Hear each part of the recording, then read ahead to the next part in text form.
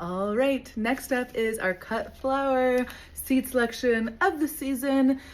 This one is going to be probably the largest one next to edible flowers, and it's going to be broken down into kind of tubers and corms, and then the seeds, the seed packs. Mostly West Coast seeds again. They have some really amazing new varieties that they have for this season, and I was lucky to snag a few of some new colors, and I'm just so stoked. So let's get to it. So for seeds, for poppies, we have a few fun varieties. This is very classic. Then we have our jelly bean and black swan. So these ones here, poppies are a beautiful cut flower, but they do not have a long vase life. So definitely great for events, but not for a long enjoyment of the flowers. But they're also just gorgeous to look at in your garden and relatively easy to grow here in Alberta. The next one up, this is actually just a wildflower blend from, again, our favorite West Coast seeds. And it has all kinds of things in here: cornflower, rudbeckia. It's going to be a little bit of a mix of annuals and perennials, I believe, just so you get some showiness. But love this look if you want more of a wild look and you don't really want to choose a bunch of different seed packs. The blend, when we got it in stock last time, it went super quick because the blend just makes it very easy to decide. Next up is Snapdragons. We love Snapdragons in our bouquets. This color, new again this season for West Coast seeds, not generally new on the market. And the Potomac Apple Blossom.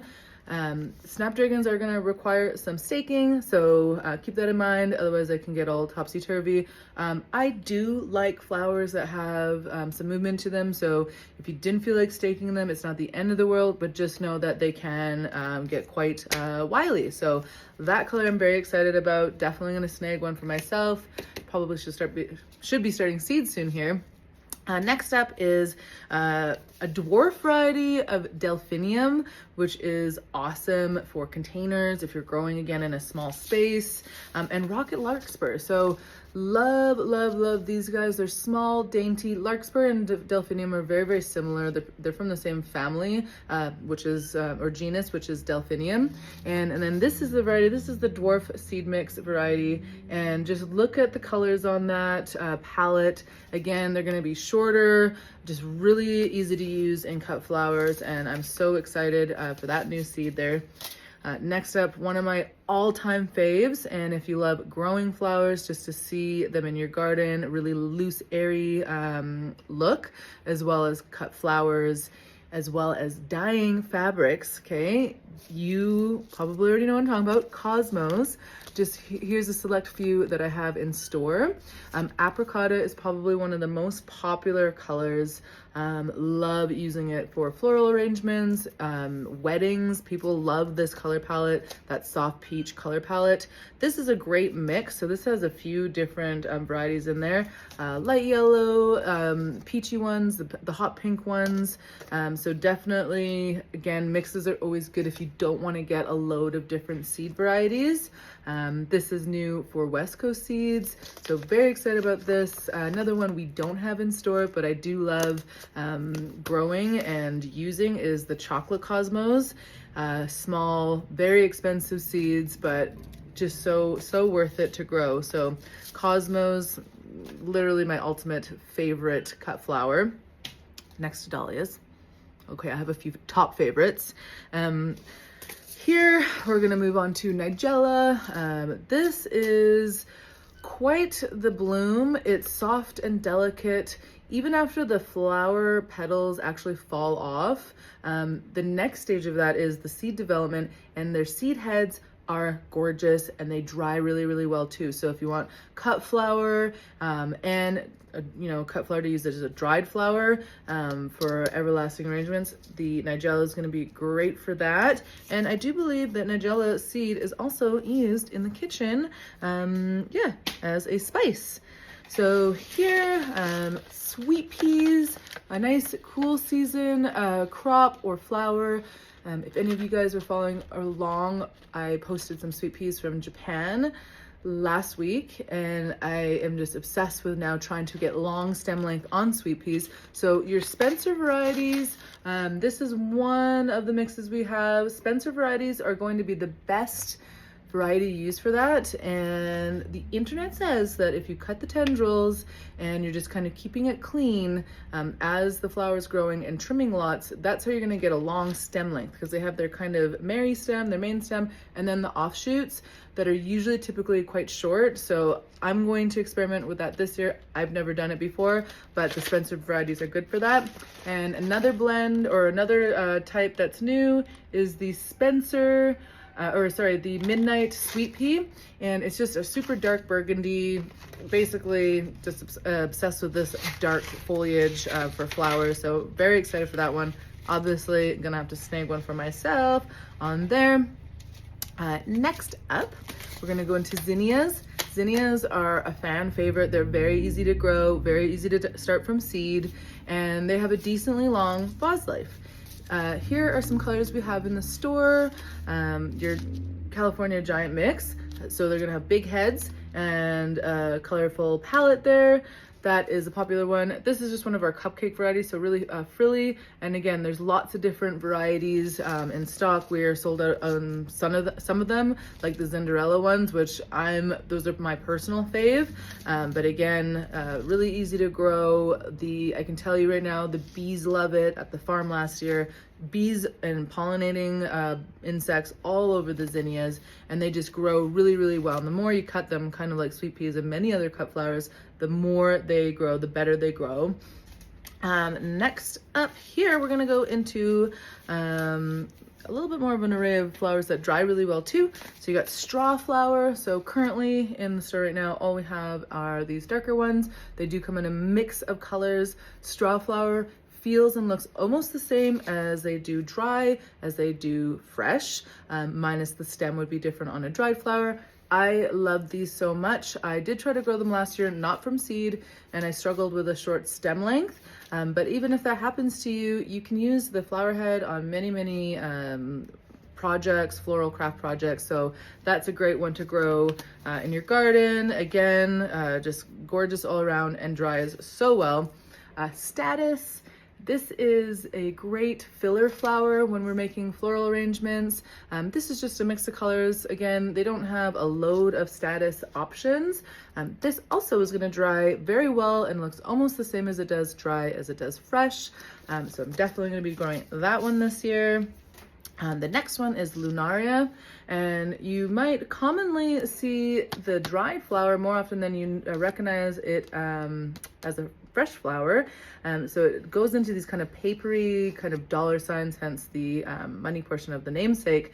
But those, again, more so, I don't really ever use them in fresh arrangements. Mostly they're just grown for their flower seed or their flower head. So Lunaria is really quite a cool, unique one. Love that. Now into one of our vintage flowers, or more vintage, Digitalis purpurea, which also known as Foxglove. So Foxglove, the peach color variety is new. Interesting tip about Foxglove is back in the day, in like the 1800s Victorian era, people actually would drink this, and it's technically a poison, but they would drink this to kind of get the same effects as being like intoxicated, but with a lot less drinks. However, too much can kill you. Another side use of it is also for your heart, I believe. So medicine is made from Digitalis, but grow it as a cut flower, not to process it into any kind of drinks.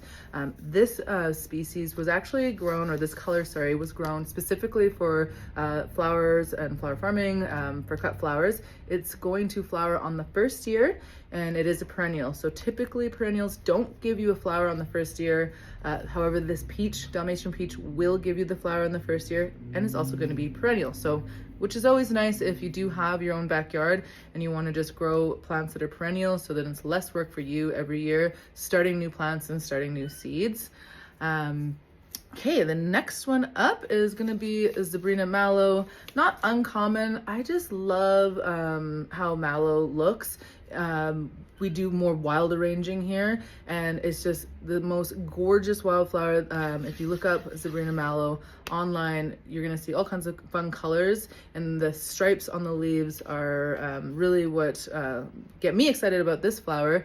So, and again, I know that the insects do love Zebrina mallow.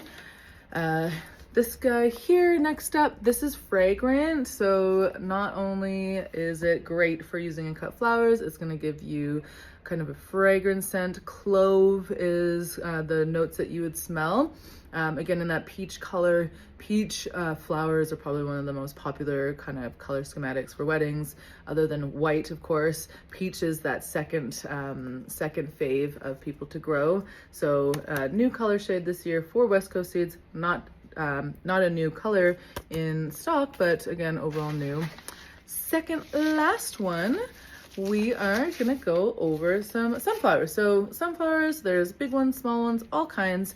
If you see sunflower seeds and it says Procut first, these varieties have actually been essentially grown for cut flowers. So they're going to be great for cut flowers, pollenless, long vase life, and again, you're gonna cut it, they're gonna get more flowers coming, can come again. So the plum color, it's gonna be a fun color. You have a little mix in there. And then the Sunrich blend I really love, again, for all arrangements, and they're just a little bit smaller. So sunflowers are typically, they're a big flower, so you don't want anything super huge to grow for cut flowers because they're gonna be nearly impossible to use in just a regular arrangement. The Sunrich comes in multiple colors. I think there's gold, orange, lime, and then the blend. So again, if you like the Sunrich and you don't want to get all of the individual seeds, then the orange is going to be, or the blend is going to be a great option there. And last but not least, our friends over at Piccolo Seeds again. Just a few different varieties of flowers. Some of these guys are also edible. Won't go too much into that. Just a quick walkthrough on the flowers. So Wallflower is going to be a fun one. Ursina, as well as Queen Anne's thimble. Geranium, we all know geranium. There's lots of different kinds of geranium. This one's a little bit more dainty than the typical ones you'll see grown in greenhouses. And Xeranthemum, I mean, I think that's how it's said or pronounced. This one is also really good for drying as well. So that was my short list of cut flower seed varieties that I think you should grow, or at least try one or two of them, and all the ones that I'm gonna grow this year. So check them out.